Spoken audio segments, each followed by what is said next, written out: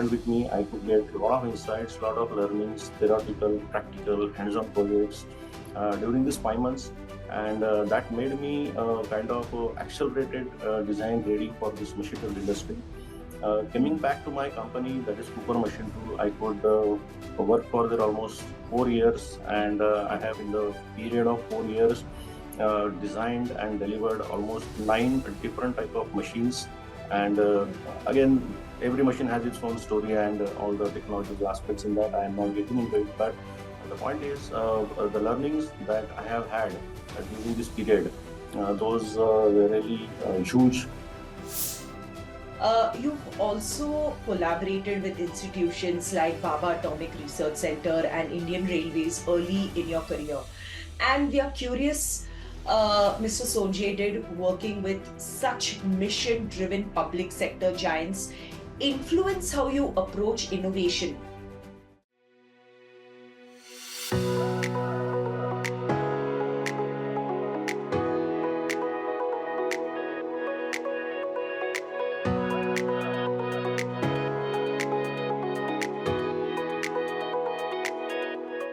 Hello and welcome to FaceTime with Leaders, a signature podcast series brought to you by Directors Institute World Council of Directors. I'm your host, Priya George, and today we have someone who truly embodies the spirit of engineering, excellence, and strategic foresight. With a career that spans 25 years and touches every curve of India's automotive evolution, from ICE to EV, from hatchbacks to heavy commercial vehicles, our guest has led the transformation from design floors to boardrooms. Currently serving as General Manager at Tata Motors, Mr. Pramod Uttam Sonje is the mind behind groundbreaking transmission programs, high-torque gearboxes, and EV drivetrain strategies that power India's roads quietly, efficiently, and relentlessly. He has led the SOPs of next-gen transmission aggregates, delivered over 100 machines and systems for defense and mobility giants, and helped drive over 300 crore rupees capex projects with precision. From the first sketches of special purpose machines to today's high-stake product launches, his journey is a masterclass in execution, innovation, and impact. Mr. Sonje, it's an honor to have you here. Welcome to FaceTime with Leaders. Thank you, Priya. It is my privilege to join here and share my experience with the audience. Likewise, sir, we are looking forward to a very engaging conversation. So let's get straight to it. Mr. Sonje, we've heard the highlights. Now let's hear it from you. And let's go back to the beginning. How did your journey begin and what moments really shaped your path along the way? If you could just share with us. Yeah, certainly. See, I'm a mechanical engineer by education. I passed out in year 1999 from University of Pune. But a little before that, I have had the industry exposure through my education curriculum, and that started way back in year 1997, wherein I have joined a company called Vickers Systems as a trainee. And the company which was in the hydraulic systems for the industries, that's where actually I got deep into the technology aspects well before I could even complete my graduation. And that, in fact, inspired me and amazed me that I must continue to do this because that was a period when mechanical engineering and even the IT industry both were, they had a tussle with each other that where the aspirant candidate should go for. And I ended up getting into the mechanical engineering anyway and continued over there, inspired by these industrial things, the technological aspects that are available in the industries. And that, in fact, was the first thing that I decided I'll not get into any other field because I'm referring to year 1999 when the IT industry was picking up. And the mechanical engineers of my batch also ended up going into the IT industry. That was a very important decision point, and my initial period in the Vickers company helped me to take this decision and stay on it. Thereafter, I joined the Cooper Machine Tools immediately after my graduation. That was in year 1999. And for first year of my training, in fact, because of my interest, because of my the capability that I thought I can deliver best in the design department, I could got straight into the machine tool design. And the machine tool design is where the various machines are being designed, manufactured, and then put in use for the different purposes.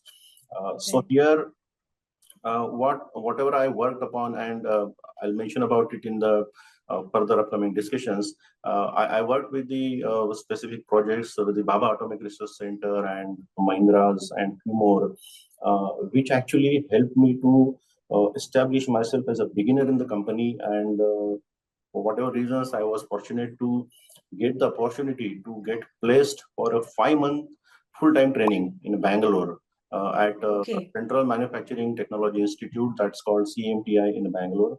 And you can imagine that an aspirant completed engineering just 1 year and then got a 5 month full-time training, that too in machine tool design, was a big thing for me. And that really was a major milestone in my career to further deep dive into the technological aspects of the machine tools and the engineering and whatnot. So this has really inspired me to do my more and more and my best and best. And that's where I started learning a lot of things. The machine tool industry, I'm not sure how about the audiences know how about it, but of course whatever we manufacture across the globe has the basis of some of the other machine, and it's a very vast industry. I mean, the knowledge over there is huge. And the same thing happened with me. I could get a lot of insights, a lot of learnings, theoretical, practical, hands-on projects during these 5 months. And that made me kind of accelerated design ready for this machine tool industry. Coming back to my company, that is Cooper Machine Tool, I could work for there almost 4 years, and I have in the period of 4 years designed and delivered almost 9 different type of machines. And again, every machine has its own story and all the technological aspects in that. I am not getting into it, but the point is the learnings that I have had during this period, those were really huge. And one thing I want to share as part of this tenure learnings, and which has embossed in my mind forever, and which is actually the input from my boss that time. He used to say that a good designer is the one who once completes his drawings and released it for the manufacturing, there is no single query that come back to you. So that means whatever is planned in the process happens flawlessly. So the point that I'm trying to share with all of you, and which is my lifetime learning, I must say, from this period itself, is the quality at the generally we look at quality is something that is the end customers experience, delight, and whatnot. But it's more than that. What I think it is a flawless experience in all the actions that happen in the whole process for all stakeholder. That's what the quality is. And I was fortunate to get the seniors and the bosses, like whoever was there that time, to make us learn like this. And this is some learning I continuously carried with myself. This was a tenure when I came across multiple automobile industries like Bajaj Tempo, which is known as Force Motors these days, Bajaj Auto, Mahindra and Mahindra, TVS Motors, General Motors, and few more. And that was a period when I got to know and get into the manufacturing process design, manufacturing process planning, manufacturing process implementation that automobile companies does, because I was making some of the machines for them. And that in fact attracted me to that side as well. And again, I could get the opportunity to work with Tata Motors starting from year 2004. That's where my journey with Tata Motors has started. And I started with the process planning division of the Tata Motor passenger vehicle unit, and that is called as the technical services as a function. But the role was basically the process planner, process implementation. Of course, the process design is heart of it, and because I was carrying the machine tool design background, it provided me a lot of basic clarity about what is to be done, how it is to be done, etc. And one of the major milestone again in this role I could achieve is the way the equipment planning happens in this organization, while the organization is already big for years, as we all know, I could Yes. contribute into the way the micro detailing of the equipment planning is done. And again, a lot of technological and technical systems in that. I'll again not get into it, but the background that I have had helped me to redefine those things. And in fact, I'm proud to say that many of those things which I ended up working on are even continued today. So that was a stint I did up to 2010. That was a period when I worked on a lot of project management aspects as well in the organization, and there I realized that probably I must get into the full-time project management role. And again, I was fortunate to get an opportunity and enter into this project management role in Tata Motors.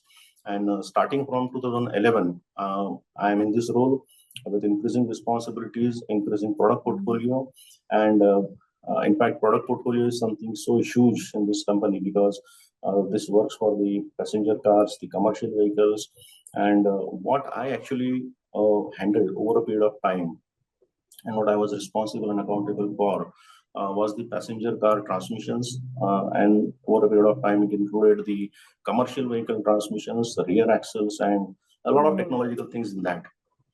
The important achievements that I want to mention, almost on a year-on-year basis, which happened in this whole journey, included the vehicles like Zest, Bolt, Tiago, Tigor, Nexon, then Punch, Altroz, Hexa, and whatever vehicles you would have heard of in those period. Everywhere, the automation in transmissions, the new transmission technologies, whichever were involved in that. Around 2019, 2020, in the commercial vehicles starting from 4 ton to almost 20 ton, and the gearbox technologies, the rear axle technologies. I was part of all that. And I was fortunate to deliver various aggregate projects during this period with all the able mentoring and guidance from the senior leadership from time to time. And today, already I'm part of the total portfolio of Tata Motor transmission and axle aggregates that spans from the smallest hatchback vehicle Tiago to the 55-ton tractor trailer, which is one of the biggest vehicles in Tata Motor current portfolio. There are plans to do something more, and there are a lot of projects in pipeline in the electric vehicle drivelines. Of course, I cannot disclose things about it in this podcast, but what I can disclose is the connect with my organization and in my entire career journey with whoever colleagues I have worked with, whoever stakeholders I have worked with. Is one bonding that I have taken from this my whole experience with Tata Motors is the way you deliver the things, the way you provide the outcomes. What lies beneath, which is not visible, is the trust. And all of us knows that Tatas are largely known for trust, but I have experienced that. How does it work? So this is something which is unique experience. And while I'm talking to you, I'm feeling the energy about it, and that's something that inspires me every day morning. I get up, get into it, do something new, and deliver my best. So that's about my journey with in my career so far. Thank you for sharing such a powerful reflection of your career journey. And Mr. Sonje, you have launched transmission systems, like you mentioned in your previous response, that power everything from hatchbacks to heavy trucks across Tata Motors portfolio. But what does it really take behind the scenes to bring that kind of complexity to life without letting anything fall through the cracks? So if you could just share with us. Firstly, see, I want to mention that delivering any automotive product from inception to series production, and this may be applicable to many other businesses as well, is something like orchestration of engineering development and business processes. So, if you would have come across an orchestra, what makes that orchestra, the most successful or most satisfying for the audiences is the way the top-notch qualitative instruments played by each and every individual, and it's a clear-cut harmony, synchronization, and many such things. Who does something over there? The role of allowing them to go with what speed, what tune, all those things. The conductor, yeah, you rightly said it. So this is something that's the role of the project management and the project manager in the organization that I am in. And here, whether it's the engineering design, engineering manufacturing, whether it's the component manufacturing inside Tata Motor, outside Tata Motor, whether it is the suppliers, their sub-suppliers, then that comes to the dealership of Tata Motor and many such stakeholders. All of these are supposed to be driven and to be connected with the final outcome, final goal that is set for a project to project. And this is something that I'm part of in a day-to-day life, and this is something that I work on a continuous basis. What really happens inside the organization is we have got something called corporate strategy. They define how the organization should work for the future, and of course there are the inflows that keeps on expecting the changes to happen and the agility in the business plans. But the next level to that is something that where I come in the picture is to plan for these aggregates well in advance and get into the engineering development phases and make sure that the engineering drawing and therefore the all development processes which are there in Tata Motors are followed through, and we end up creating a completely flawless product. While all these processes are established in Tata Motors, and what we all actually do is we follow them in a proper manner. One thing that is very important and which all of us always remember is our responsibility is not limited to something X or Y or Z. It is something end to end, and what we call is from the cradle to the grave. We create a product, and till the time it's there, whatever comes in the way, we need to be responsible, accountable, and make sure that it remains flawless. And as long as it's keep going in the hands of the customer, the final users, of course, the all stakeholders in between, it's as much as flawless as possible. Frankly, it doesn't mean that things are 100% flawless. Some of the other thing comes in the picture as a problem, but we have to resolve these problems, and that's where the role for the managers, engineers comes in the picture. In the whole process, what happens is when the business demands something thing to be delivered at a particular juncture, the demands at points in between changes, and that demands the agility for the teams to work on it.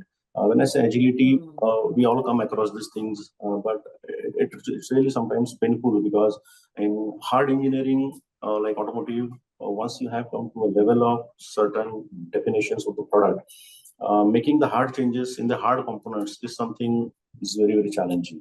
And this is where we experience a lot of pressure at times. And I must mention that at times that helps for the business and the system to take some decisions, go back little, revisit it, come back, little to and fro happens. But at end, what we achieve is generally what we wanted, and what we then put into the market works very well. In the whole journey of my career in this organization, what I have seen is we had the cases where the product went into market. It had some flaws still, and customers ended up coming back for the problems they faced, and corrective actions had to be taken by the engineers, and that provided a huge learning for the future projects. And let me frankly admit here that this is a continuous process. So one cannot say that whatever I have done 20 years back, 30 years back, and I continue to do the same today, will create me the best results. No, one need to keep learning, keep applying those learnings into the engineering, because see, an automobile business is where the feedback from the products, feedback from the customers, the technological integrations, and these days I must mention that a lot of software, electrical, electronics is embedded into it, and the mechanical components being the hard components, they are there in the vehicle as is. So the blend of this is something mind-blowing, and it needs to be really created well, harmonized together. And this is a job that a lot of engineers does, and this is a job that I need to get this done from the lot of engineers who are there in the different expertise in these different areas, from design, manufacturing, as I already mentioned. So this is something that we end up doing on a day-to-day basis, and this is something that creates the product that you see on the roads in the marketplace. Right, right. So there is so much that actually goes behind before you actually see a vehicle and the road. There is so much of Yes. coordination, pressure, Yes. planning, and also pride, behind getting it there. So thank you for sharing that with us. Also collaborated with institutions like Baba Atomic Research Center and Indian Railways early in your career. And we are curious, Mr. Sonje, did working with such mission driven public sector giants influence how you approach innovation or even the pace at which you solve problems today? So, if you could just shed some light on that. Yes, this is a really good question, I should say. See, I work with Bhabha Atomic Research Center, which is known as BARC, and that Yes. was about 3 months of tenure I was connected with them. Bhabha Atomic Research Center, as many of us knows, it's being in high-end research-oriented field. Hmm. Every individual I came across from BARC was expert in his or her areas of responsibility.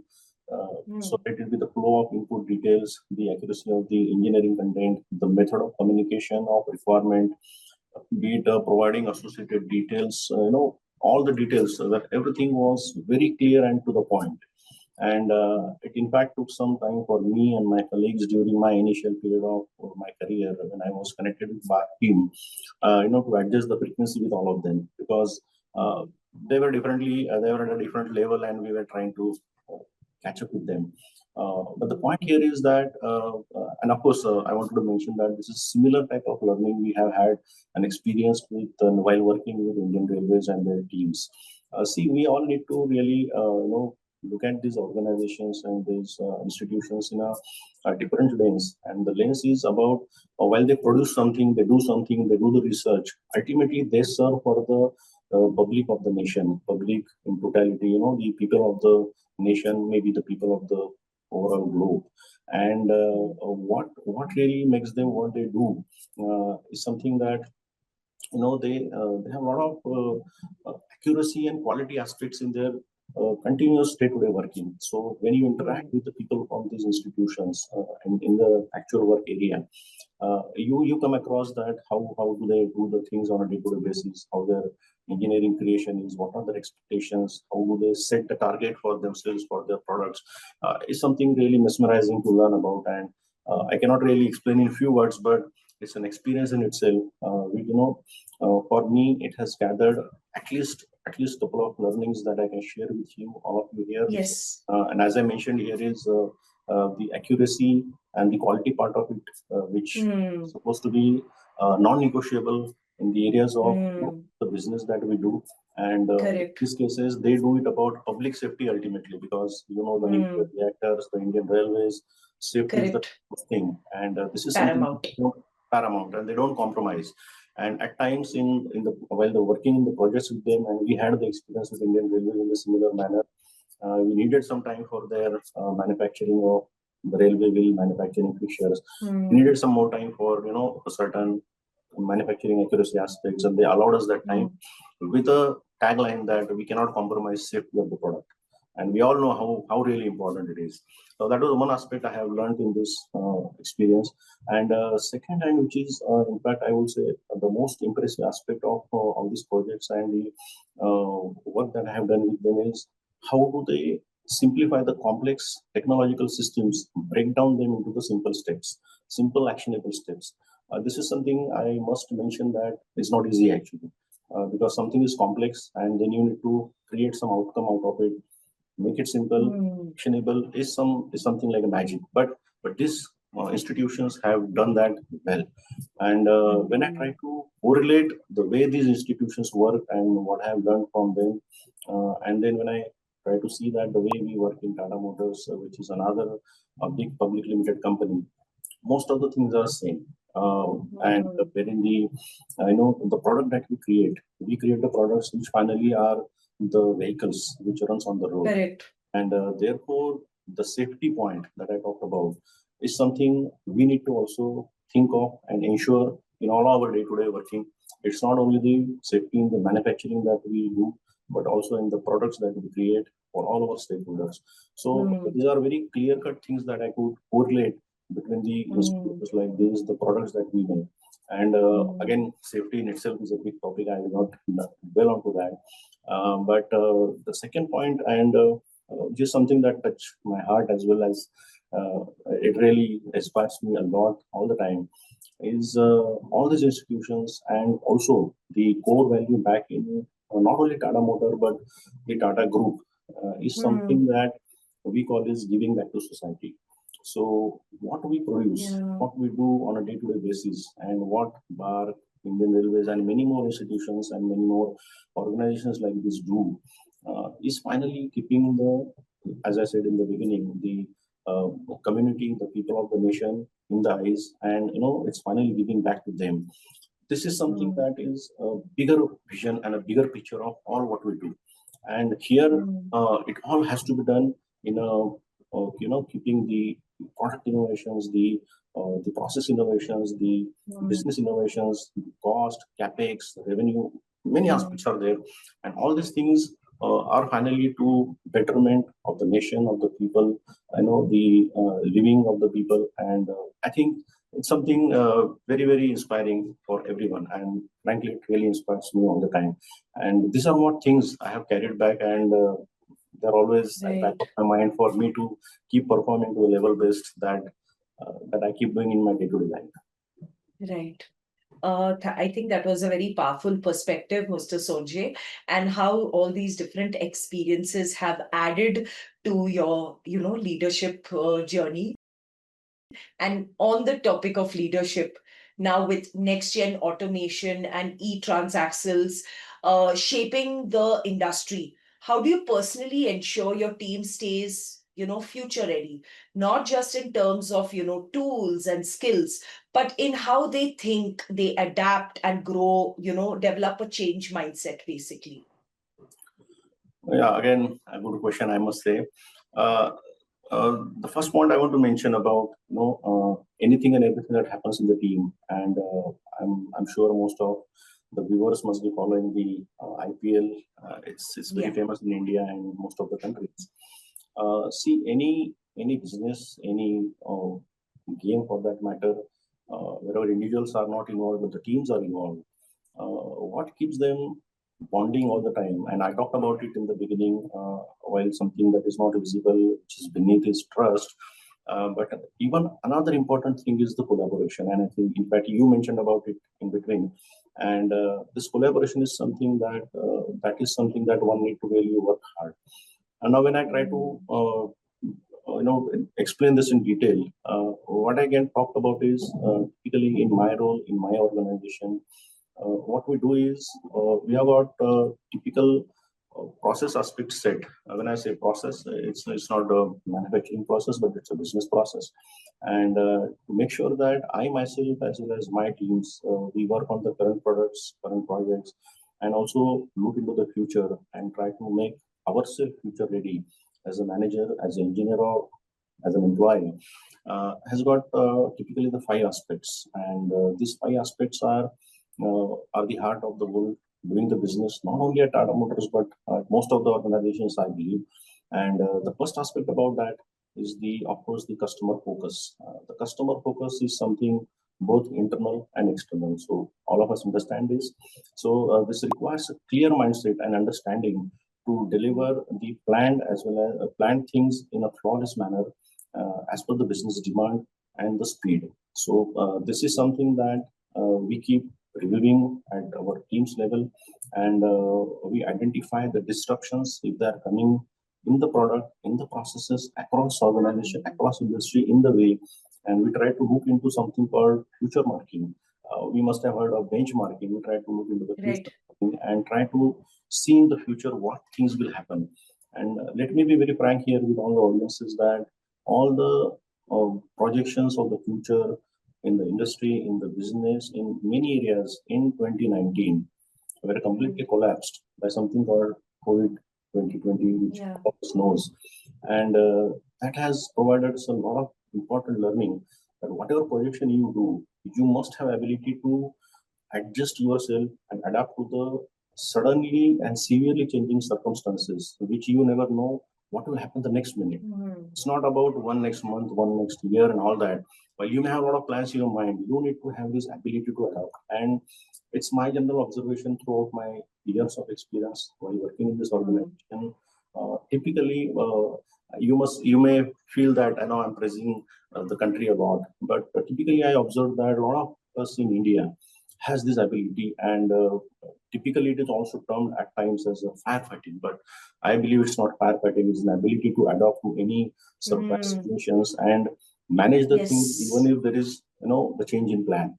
So this is something that we continuously keep doing to focus on the improving for the deliverables for the end customer. That's the first aspect. I took little time to talk about it. And the second aspect, and which is definitely the basics of any business, is the financials.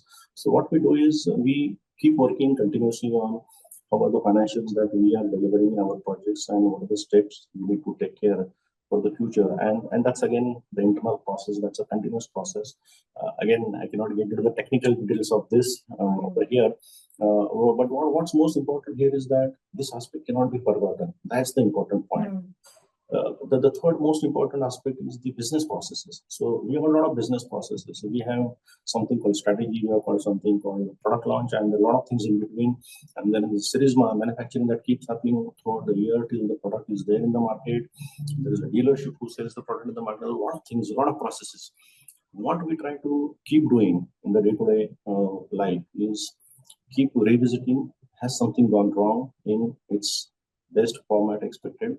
And if that has gone wrong, can you put it back in the system with an improvement and therefore have avoidance of this in future? And this is something that we keep doing, and we have got a systematic process for that. We have got a systematic capturing of the processes of all these aspects. So this is the third thing that we do.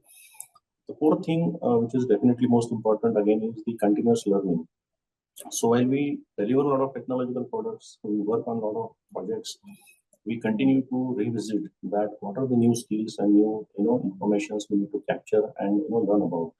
Currently, in fact, my team and myself, we are working on trying to define whether this AI, ML, and data science and all these things, how can we bring this in the project management? So there's a lot of information available in the public domain, but what you need to bring into your business to help your business grow fast and expedite your actions and things like that.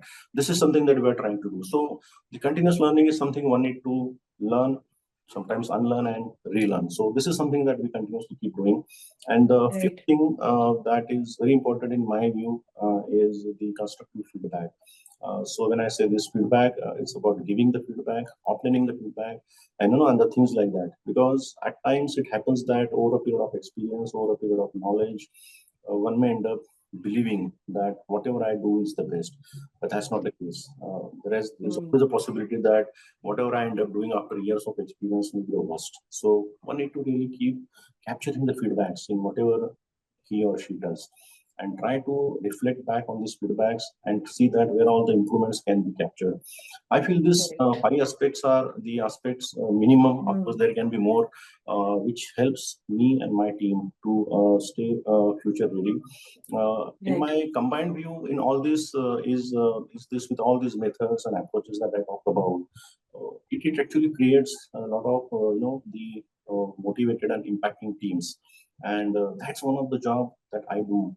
Is the creation of the future leaders through these processes.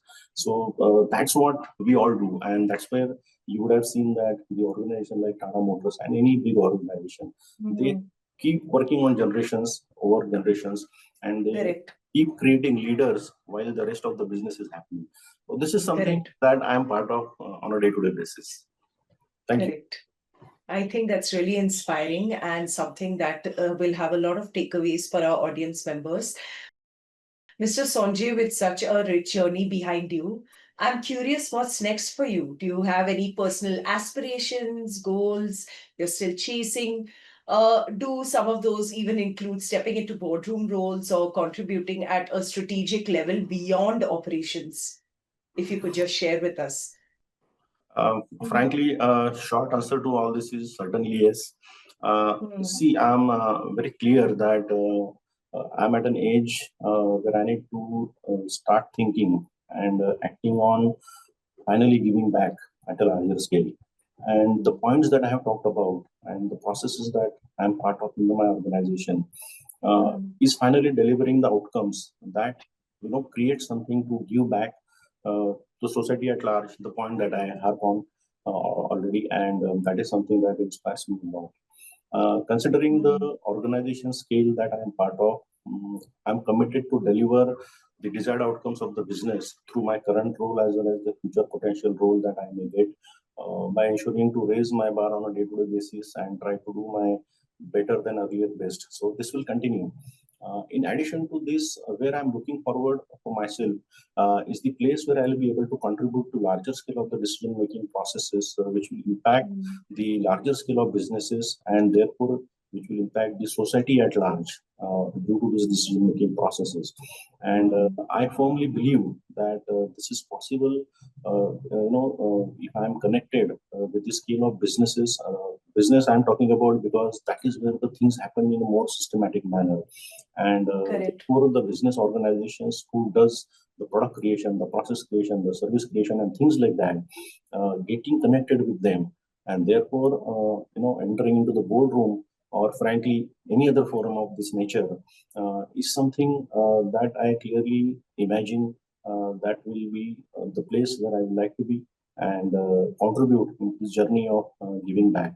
While I think of all this, I'm very clear about the aspects of running the businesses and how do they do it actually. Those aspects are like, the business, wherever it is, it must be able to make profits on a day-to-day basis to survive its operations and its existence. Then it must be able to look into the future and try to create the products and the services where the future money is going to be. So any and every business will have to at least have these two things. But while they're trying to do these two things, as I kept mentioning so far, the giving back to the society is something that I want to see should be possible to the the enrichment of the people of the nation, whether it is enrichment in the technological manner, in the cultural manner, the sustainability aspects of the business that all of us understand. So I think all this is possible, and is where I want to look myself. I want to see myself perform in future. I feel a lot of sense and gratitude of fulfillment if I'm able to live my professional as well as personal life, ensuring all these things as my way of life. So I look forward to be doing something, all these things. Pinpointing, there is no single answer, but I look forward for doing where I can start giving back to the society. Right. I think that's very aspirational, and we wish you nothing but continued success on, a personal and professional front. Mr. Sonje, you've handled large programs, teams, and high stakes decisions. How important, in your opinion, has corporate governance been in your journey, and what role do you think it plays in day-to-day leadership beyond just rules and compliance? Yeah, thanks again for this very relevant and important question. Actually, I'm fortunate for having a professional association with a Tata Group organization like Tata Motors. Where corporate governance is the building block on which the entire organization is built, and is clearly supported with various governance policies, ethics committees, the leadership behavior requirements of the leadership and the employees, the core values, those are the base of all these, the culture pillars that demands the behavioral aspects to be ensured all the time, and very importantly, something that we have called as Tata Code of Conduct, which is also known as TCOC. In my professional journey, which is largely had the association with the Tata Motors, where what I have experienced is taking any and every business decision, or say conducting any and every business transaction. It must be done in a clear, honest, and truthful manner. The accountability of all such decisions or transactions requires being bold and highly transparent at workplace. While these are the top level aspects, what flows into the day-to-day working is always cascading of the bigger strategic plans, which I talked about in one of the previous discussions, which are actually cascading the defining work for the every individuals. And here the typical what I should say, the product development processes that we follow has got multiple review cadences. Now, typically in industry, you will hear something called as daily work management. This is something managerial tool that everybody uses on a day-to-day basis. But there are a lot of other governance mechanisms and the review mechanisms which enables the organizations to understand where we stand today, where we want to go in future, and the corrections in these things keep happening on a periodical basis, and all this is something that is connected finally to the board level. So when I'm talking about board and these day-to-day things, what it really means is, typically in our organization and all the organization where there is a board of director and the board is available, they have certain plans to be approved, to be executed, and all that cascade when it comes to the day-to-day operations, uh, it has to go back to them as a feedback. And of course, there are different processes. And one of the most important aspect of this, what I have come across and I keep coming across, is the auditing process, because everybody feels and thinks that I'm doing my best on a day-to-day basis, and who knows what I have done actually. Well, that's not the case. What happens is well, all the work is being done on a day-to-day basis. The audits, which typically in our organization is an independent department that directly connects with the audit committee and therefore the board, and it's not connected with any other function in between. They have their processes, they have their ways to check the things if they're happening in a proper manner, and are we transparent enough? Are we taking the decisions in the right spirit, in the interest of the organization, for the shorter term, for the longer term, and forever? So this is a continuous process. It's not one day, 2 day. It's a continuous process. In my own career, in last almost 14, 15 years of project management tenure, and even prior to that, about 6 years of process planning tenure, I have come across the internal audits myself, and I have faced the audit teams almost in every quarter. And why it happened like this? Because again, it's part of the whole corporate governance that we are in, and the expectations here is definitely 100% compliance to everything, which always we ensured. I must mention about that. But more than that is to make sure that we all understand why we exist in doing the business, whether it's in ethical manner, whether it is being done in a transparent, honest manner, as I mentioned, and therefore, are we creating the products that are fulfilling all the stakeholders' expectations, or even at times whether they are exceeding their expectations. And when I talk about stakeholders, they are shareholders, investors, they are the employees, the dealers of Tata Motors and the companies around, and the suppliers, their sub-suppliers, the government, the communities, and so on. So it's a big complex thing if you see from top level. But when you enter inside and when I look at in my areas of responsibility and the deliverables, I think we have very clear connect of all this, and I need to continuously keep drawing the horizontal lines and the vertical lines. So if vertically we are delivering things, horizontally we need to ensure that we are connected on all these things and ensure that we deliver the things on time and with complete ethical ways. So I think this is something that can be endless, but I will stop here. Okay. Mr. Sonje, you being part of Directors Institute journey, so what motivated you to take that step, and how has it shaped your perspective as a leader, especially when it comes to governance, strategy, or even boardroom readiness? Yeah, first of all, I'm very fortunate for having connected with the Directors Institute. All the education modules that are arranged in this particular course are completely systematic flow, and it provides a lot of in-depth understanding on each subject. While everything is at its level best, I must mention the two things that has helped me immensely in this recent past are the live sessions. And I must mention Mr. Sundareshan and the way he delivers the enriching practical inputs throughout his sessions is something amazing. And the second one is the financial perspectives.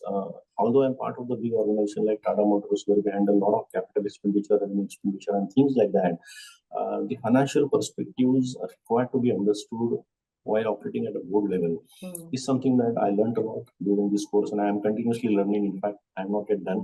So these are the two things that I must mention that is something that was completely helping me. And with that, I'm feeling like I have climbed, a lot of steps in a very less time. So with all these inputs, so I'm experiencing like, I have learned my strengths. I have learned my weaknesses to some extent.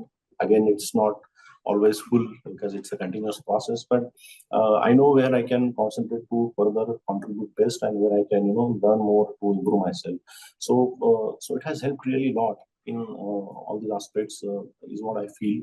And I'm sure this will be a continuous process all along. Where I look at, I always already mentioned about it that I Yes. be part of the boardroom at some point in time in my career, which is I am not right now. But the learnings that I'll gather from here and the know-how that I will have, and I must mention about the boardroom simulation I recently attended. It's a really enriching experience, and it really provides the deeper understanding into the way the boardroom and the board meetings has to be conducted to be part of it, and what kind of decisions we are trying to take over there, and how they largely impact the things at a larger scale.